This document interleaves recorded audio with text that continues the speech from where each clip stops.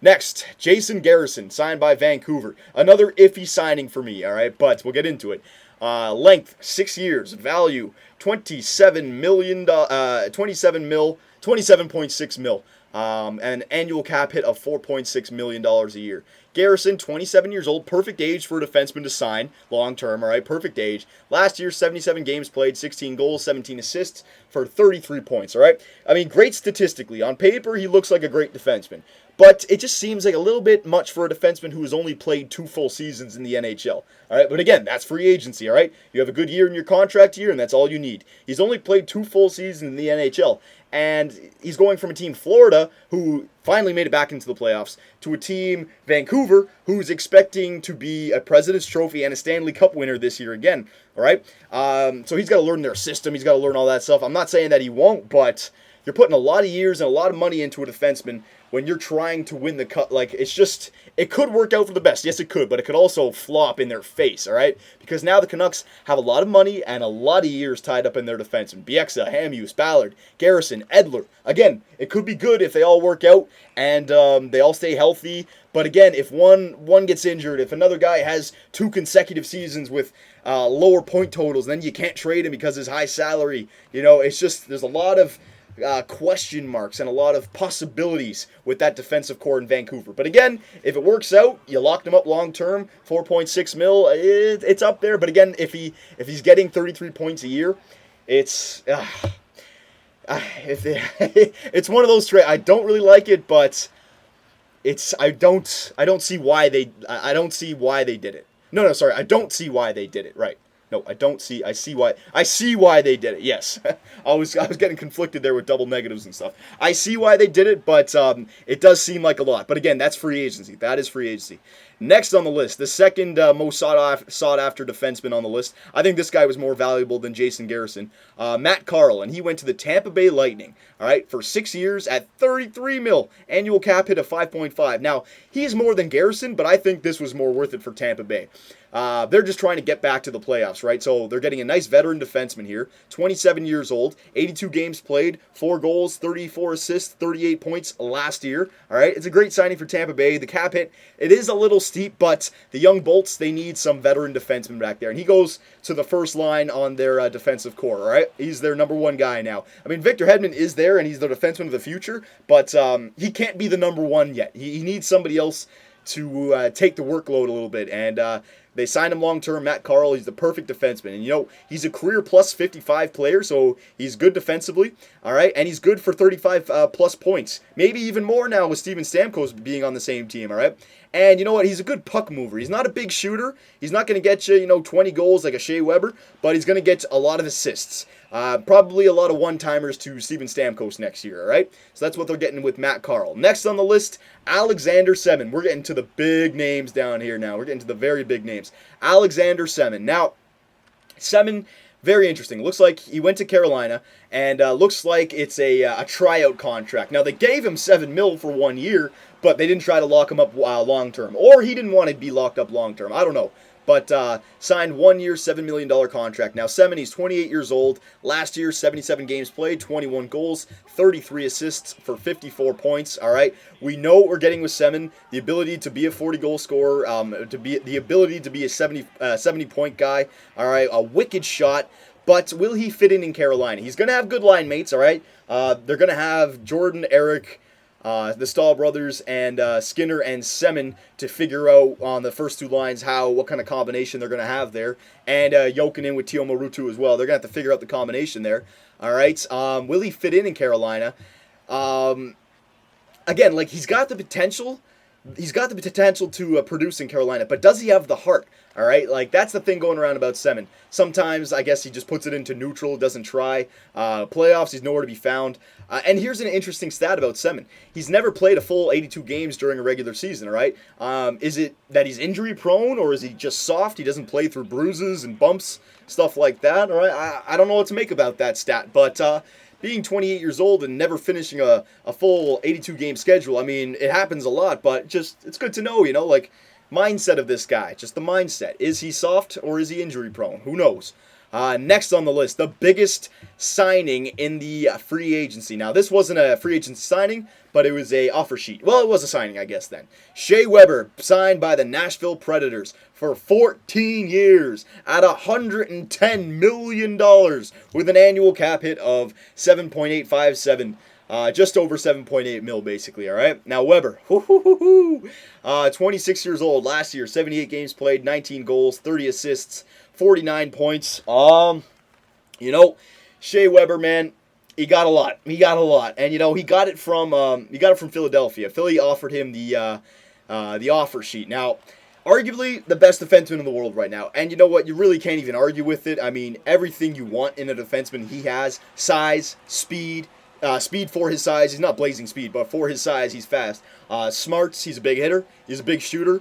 Leadership, on-ice leadership, off-ice leadership. And he's got heart, all right? He's got heart, and he's not, I don't know if selfish is the right word, but he's loyal to Nashville. He is, because you know why? If he wanted to leave Nashville, he could have, all right? Philly offered Weber the contract. They sent him an offer sheet.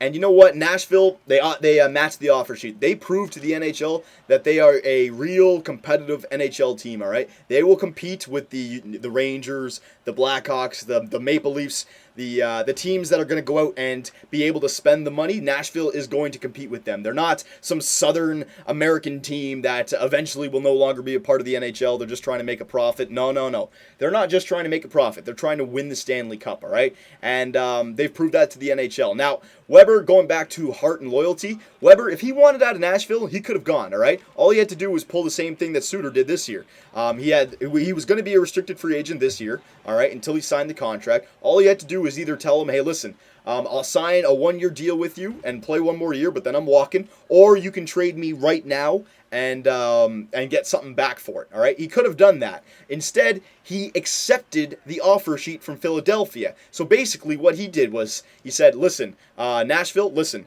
I signed a contract. This is the money I want. It was offered it to me, but I will play in Nashville for the rest of my career if you pay me this much. That's what he said, all right? If he didn't want to play in Nashville, he could have gone the other way. But he said to Nashville, I'm signing this offer sheet. If you guys can match it, I want to play in Nashville, all right? So that's what I mean about heart and loyalty. Guy was drafted there, and he's staying loyal to there. Nashville stepped up. They signed him. Boom. Bob's your uncle, right? So Nashville, Weber, he's back in Nashville, so that's good. And Nashville is back from death, all right? They're officially back from life support, all right? Nashville, I mean, if they lost Suter and freaking Shea Weber in one offseason, I mean, that could have been the end of the Nashville Predators, all right? They would have lost their fan base. No other players would have wanted to sign there because it's another rebuilding mode. But now that Shea Weber's there, all right, their fan base stays. They're still a competitive team. They're still possibly a playoff team next year. I don't know if they didn't have Weber, but they have Weber, so possibly still a playoff team. And you know what? Players of the future free agents, they may say, hey, you know what?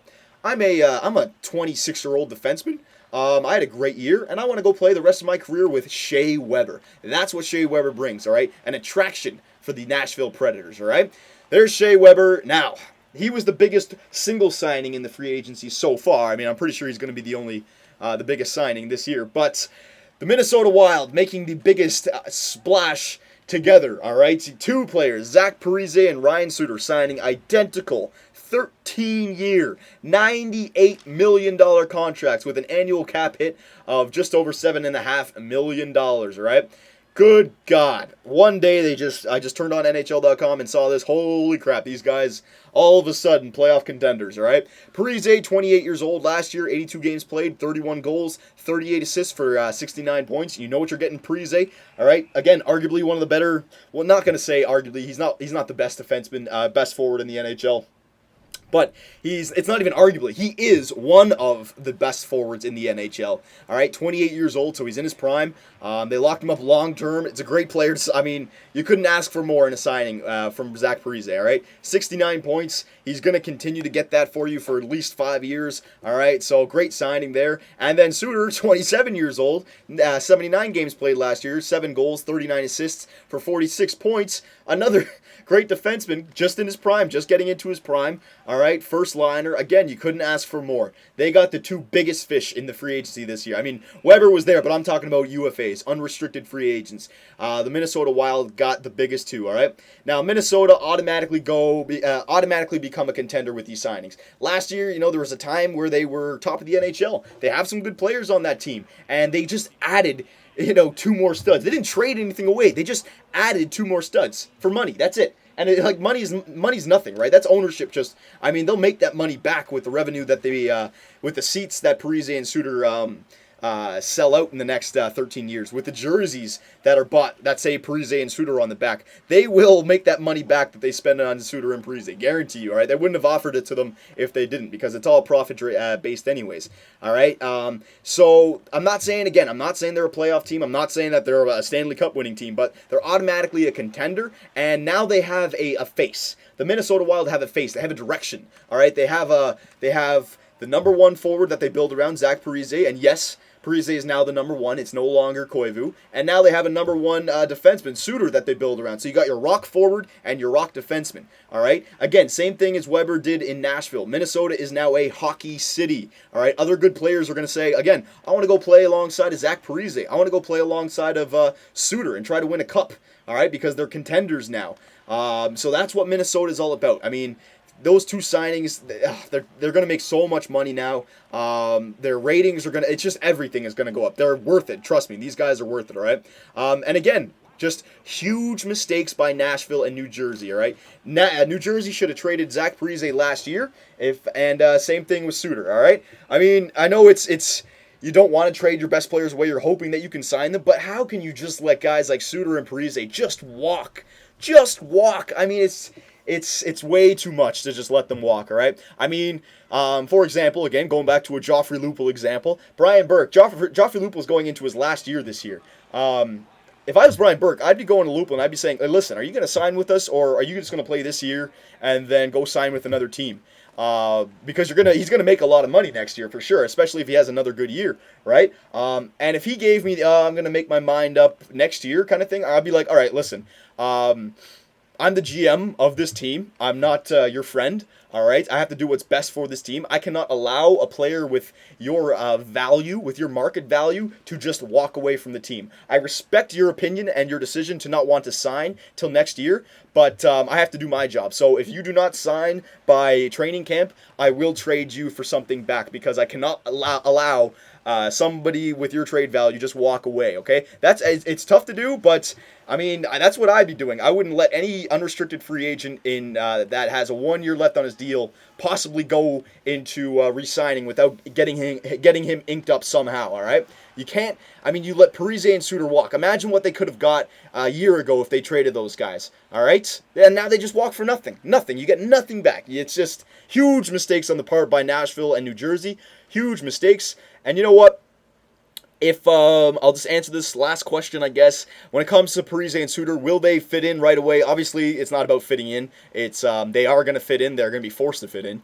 Are they going to be able to produce? I think Parise will probably fit in and produce very well. He's going to have good line mates right away. Koivu, Heatley, Setaguchi, Granny Smith may come up and play good. You never know. So, the forwards are already there in place to play along as Zach Parise. But I want to see what Ryan Suter's all about. You know why? Because his whole career, he's played alongside of, again, arguably the best defenseman in the world, Shea Weber. Alongside of him, penalty kill, power play, 5-on-5. He's always played alongside of him. Now he goes from playing with the best defenseman in the world, alongside arguably the best defenseman in the world, to being the number 1 guy. And playing with a player who's not as good as him. It's very different to play with someone who's better than you. From playing with someone who's better than you to playing with someone who's not as good as you. Now you have to bring up other players. All right, is he going to be that kind of player who can make other players around him better, or is he just an amazing support guy and he looked amazing because he was playing alongside Shea Weber, who brought him up, who made him look better, right? I'm sure he's a great player. I'm sure he's going to do fine. I want that question to be answered. How is Suter going to fare not playing alongside a Shea Weber, right? It should be interesting. Point totals plus minus may take a huge hit. You never know. All right? Those 39 assists that he had last year, how many do you think were one-timers that he sent over to Shea Weber, all right? So we're going to have to see. So there you go, boys. Video went way long. I'm going to have to split this up into 2 parts for sure, all right? There's all the main moves for the free agents for me, all right? My opinions, my thoughts on it, all right? So now you can go back into the regular questions with Superbman. Now you can ask me questions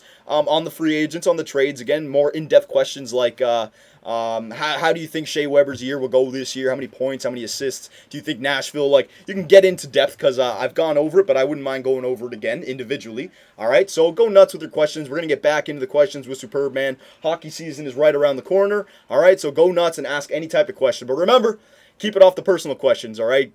Keep it to, you guys know, I've said it before, all right? So for Johnny Superbman and the great Domski, take it easy, boys, and we'll see you next time.